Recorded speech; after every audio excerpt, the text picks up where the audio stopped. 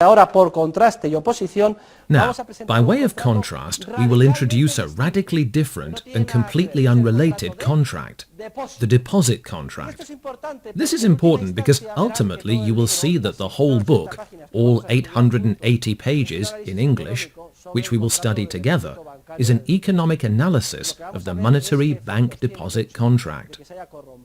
We will be looking at the effects which have resulted from the corruption of the monetary bank deposit contract, and we will see that minor causes produce major effects, and in fact the origin of the financial crisis and the economic recession we are suffering can be traced entirely to a legal confusion between the loan contract and the deposit contract.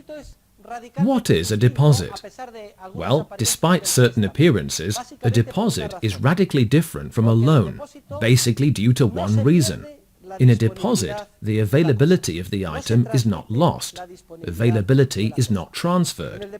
In a deposit, the depositor hands a thing over, and the depository receives it, but with particular instructions. And the contract has a very specific purpose or cause, which is that of safekeeping. Mum, can you keep my diamond ring for me? We have done this 1,000 times. Yes, dear, I'll keep it for you. The child does not say, Mum, I'll lend you. No, keep my diamond ring for me. I hand something over to you with instructions, with a command, with an obligation, that you keep it or take care of it for me and have it always available to me. In other words, if at any moment I ask you for it, you are obliged to hand it over to me. That is the essence of a deposit. Notice how radically it differs from the essence of a loan. Even if the formal outward appearance is the same, it is one thing for Marjorie to ask me to lend her 10 euros over the weekend, and for me to hand them over to her, and for her to return them. I am not going to charge Marjorie interest, since I am her professor, and the loan is only for the weekend, but I should. And it is quite another thing for me to hand her the 10 euros and tell her, Marjorie, please keep these 10 euros for me, because I'm going to give a lecture now, and I'm very absent-minded. I'm sure to misplace my wallet and end up with no money and no way to get home. Hold the money for me, and at some time during the day or night I will ask you for it. That is a deposit contract. The thing has been handed over, but, take note, with instructions to guard it safely and to not use or consume it, but on the contrary, to guard or keep it, as the law states, like a good paterfamilias, even more carefully than if the money belonged to the one who receives it. Furthermore, she must keep it available to me at all times. I might receive a phone call. Hey, it's time for you to go to the hospital. Your child is going to be born. Oh, Marjorie, I need the 10 euros back.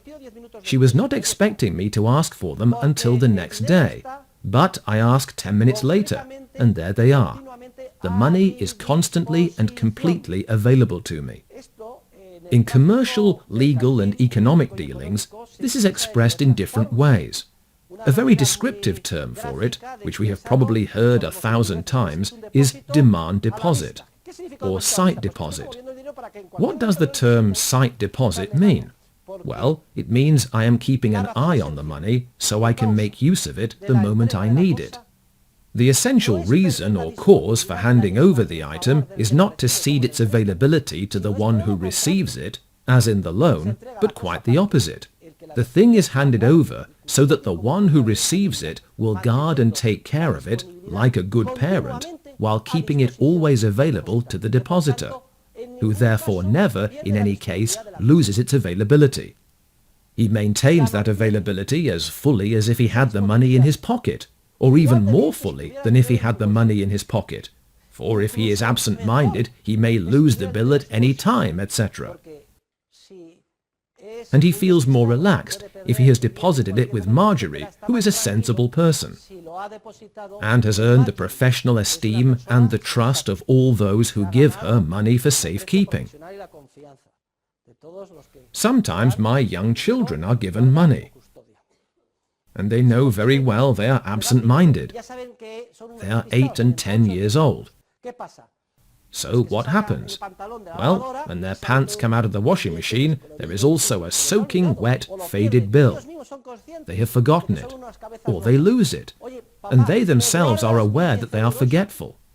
Hey, Dad, will you keep my 10 euros for me? The child is not saying, here, Dad, I'll lend you 10 euros, spend it. No, keep my 10 euros for me. And it gives the child peace of mind to know that one of the people she trusts most, her mother or her father, is keeping her 10 euros for her. This is another clear case of a deposit. Deposits can be made of specific things and also of fungible goods. Let us consider an example. Someone who owns a valuable Van Gogh painting and is terribly worried about having it at home. The painting is worth several millions of euros. It could be stolen. So he deposits it with an institution, the Thyssen Museum, for instance. There are many reasons for doing so. Among others, the museum has a security system. It has insurance, and the museum building is equipped with all the latest systems for controlling the humidity of the environment, etc., so that the painting is not damaged. I'll deposit it with the museum, so that whenever I ask for it, I can get it back. That is a deposit of a specific thing. An item is deposited so that it remains available to the depositor at all times. And the depository must keep it and safeguard it like a good paterfamilias or a professional depository, so that whenever the depositor asks for it, it is returned to him. That is the case of a deposit of a specific thing.